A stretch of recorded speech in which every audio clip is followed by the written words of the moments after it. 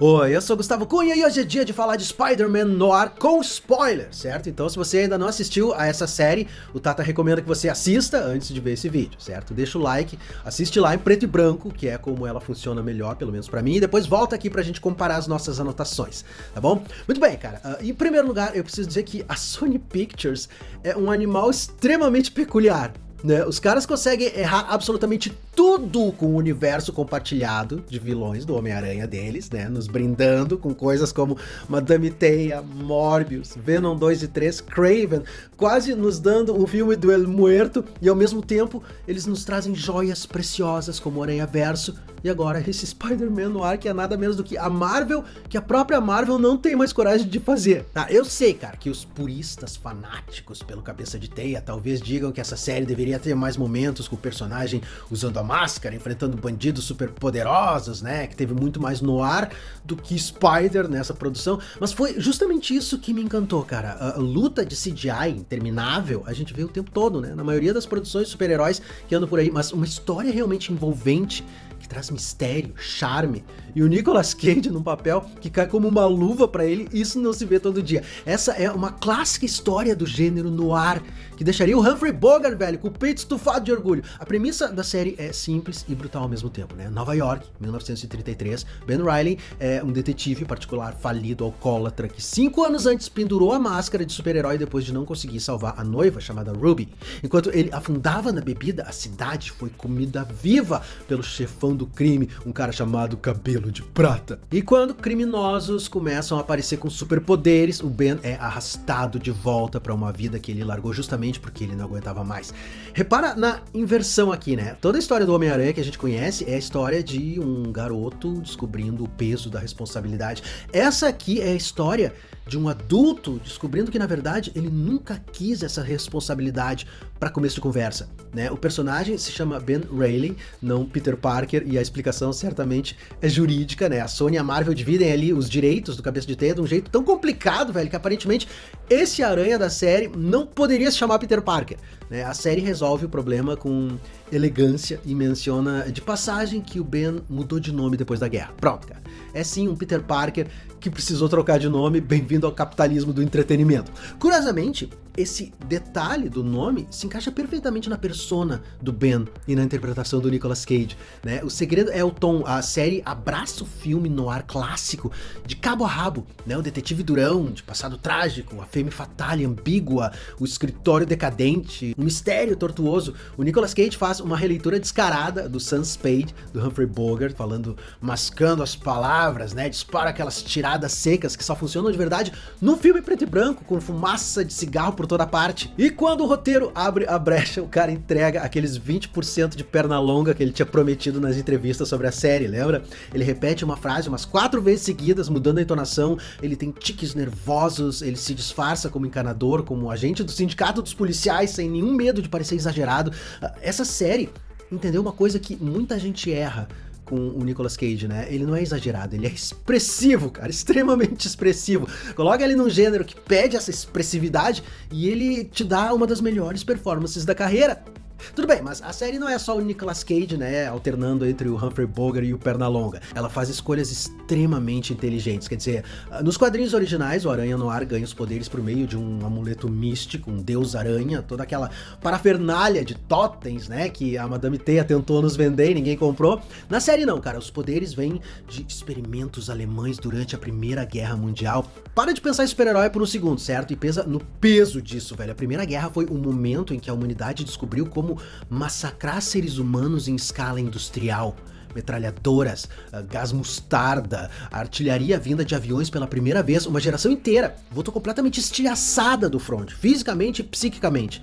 E a sociedade não soube o que fazer com esses caras. Os veteranos desfigurados, eles eram empurrados para a margem da sociedade. O termo shell shock, né, trauma de guerra, foi criado nessa época, antes mesmo de existir vocabulário psiquiátrico decente para descrever o que se passava com aqueles homens, aqueles jovens homens que retornavam da guerra. E a série amarra tudo isso, né? O sentido aranha do Ben aparece como uma dor física, né, como um eco do trauma da guerra. Os vilões do Sandman, o Megavat, o Lápide, todos eles passaram pelos mesmos experimentos e os poderes deles transformaram esses caras em aberrações que a sociedade rejeita, o paralelo com os veteranos mutilados que viraram fantasmas urbanos depois de 1918 não é nada sutil, né? É por isso que quando o editor do jornal muda a matéria e coloca ali o Sandman e o Lápide como monstros na primeira capa do Clarim, o Robbie Robertson fica tão transtornado, né? Porque os veteranos já são tratados como lixo e o diretor do jornal usou o nome do Robbie pra enterrar ainda mais aquelas pessoas, né? Quando o próprio Cabelo de Prata se abre e nos mostra por que ele se tornou o que ele se tornou, a gente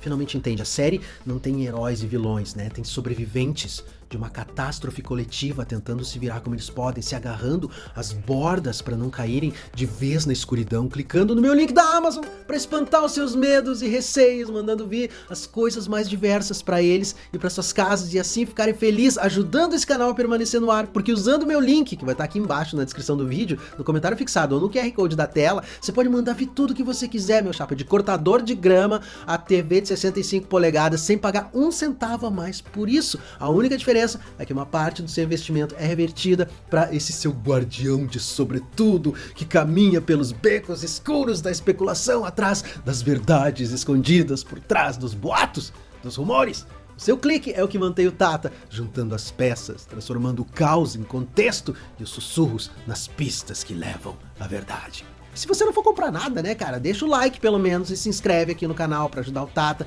e não perder nenhum vídeo. Muito bem, de volta ao que a gente estava falando. Eu preciso dizer que eu simplesmente adorei a explicação amarrando os traumas e a criação dos monstros reais e metafóricos ao horror da guerra, né? No momento em que o Ben é mordido no laboratório alemão, né? O que mordeu ele já não era mais um homem, né, velho? Era um soldado em estado avançado de mutação, com cara de aracnídeo, um prisioneiro que teve a própria humanidade arrancada dele. Eu não vi a versão colorida, velho, mas essa cena em preto e branco é o terror puro do expressionismo alemão lá de Nosferatu, cara. Você tem que ver isso em preto e branco. O Ben atira na cabeça da criatura e foge, e a partir daí o DNA da aranha tenta tomar conta dele, né? O personagem passa a ter esses tiques, esses impulsos. Você notou que ele precisa estudar atores de cinema, o James Cagney, o Humphrey Bogart, Robert Mitchum, pra reaprender como se comporta um ser humano, cara. Olha só que demais, a máscara não é uma metáfora, né? Quando ele põe a máscara, a voz muda, a respiração fica clicando como se fosse a de um inseto, ele vira uma outra coisa, e essa coisa quer ficar...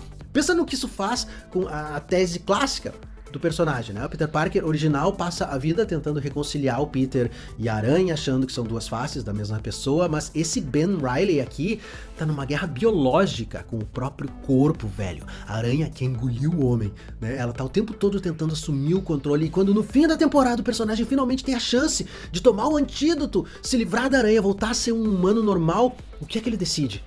Bom, a gente vai voltar a isso, porque isso é importante, certo? Vou deixar pro final. Porque essa série tem um elenco de coadjuvantes que entendeu a missão, que sabia exatamente onde estava pisando e o que deveria fazer. O Brendan Gleeson, como o Cabelo de Prata, é uma aula, um masterclass, intimidador, carismático, hilário quando ele precisa e cruel quando ele precisa ainda mais. O Jack Huston, que já tinha feito um assassino, inclusive, né, sem metade do rosto, embora o Walk Empire traz aquela mesma melancolia ferida pro Flint Marko. Cat Hardy é a femme fatale clássica, né, ambígua até o último episódio. Ela trai o Ben pra salvar o Flint, depois mata o Cabelo de Prata num dos planos mais bonitos da temporada inteira, né, aquele quarto de espelhos, ela atirando nos reflexos um por um, os buracos de bala desenhando teias no vidro, o rosto dela e do Cabelo de Prata se misturando no caos. Cinema, absoluto cinema. E tem o próprio Robbie Robertson, né, o melhor amigo, o Frank, o moleque com o sotaque do Brooklyn mais carregado já registrado em mídia audiovisual, eu devo dizer. E o Megawatt, que era pra ser o Electro, mas não foi, né? O Megawatt é uma escolha totalmente hilária e específica. Um vilão que apareceu uma única vez, cara, numa edição dos quadrinhos do Homem-Aranha em 1993. O fato dos roteiristas terem ido buscar esse cara, ao invés do óbvio, diz tudo sobre o nível de cuidado com o material. A Janet, a secretária do Ben, é simplesmente adorável na lealdade, na doçura que ela mantém apesar da vida dura da Nova York na época da Grande Depressão. Essa série tá disponível em duas versões, né? Colorida e preto e branco, e o próprio Nicolas Cage deu o veredito dele numa entrevista, né? Colorido pros mais novos e preto e branco pros adultos, velho. Eu concordo, a versão colorida é altamente saturada, né? Tipo aquele Technicolor antigo, ela é linda, velho, com certeza. Ela explode na tela, né? Tem um charme próprio, especialmente nos números musicais, nas cenas ali no clube da Cat. Mas, velho, o preto e branco é onde a série encontra a alma dela, né? Aqueles ângulos inclinados, as sombras herdadas do expressionismo alemão, o rosto dos personagens ali em escalas de cinza é um conjunto pensado pra existir sem cor, você entende? A versão colorida ela é gostosa, mas a versão preto e branco, velho, isso aí é obra de arte. E agora a parte que vai doer, né? Essa série nos mostra como a Marvel se acovardou ao longo dos anos, né? Spider-Man Noir aterriza, velho, num momento muito específico do universo cinematográfico da Marvel, né? Momento em que a chamada saga do multiverso deveria ter explorado tudo que ela prometia explorar e não explorou. O multiverso era a oportunidade de ouro da Marvel de ficar estranha de verdade. Spider-Man Noir mostra que dava pra fazer isso, ia funcionar. Mas voltando ao Spider-Man Noir, o Ben tem o antídoto na mão, né? Ele pode se curar, ele pode finalmente esmagar a aranha que vive dentro dele e ir embora com a Cat, ou com a memória da Cat, né? Tanto faz. Ele pode finalmente ser um homem comum, um homem livre, e ele usa esse último frasco no Sandman, que tá virando uma estátua de vidro por conta da eletricidade do Megawatt. Ele salva o cara que quer ficar com a mulher que ele quer, né? O cara que tentou matar ele. Ele aceita que a aranha vai ficar. Não é uma decisão heróica no sentido bonitinho da palavra, né? É uma decisão exausta, cara. O Ben passou 8 episódios fugindo da responsabilidade e descobre no último ato que a responsabilidade não é uma coisa que você assume, é uma coisa que você reconhece. Já estava lá o tempo todo. Pois é, no fim ele volta pro escritório, né? Ele de certa forma tem agora uma família nova nas pessoas que estão próximas dele. Não é o final feliz que o cinema americano gosta de mostrar, mas é o final que esse personagem poderia se permitir.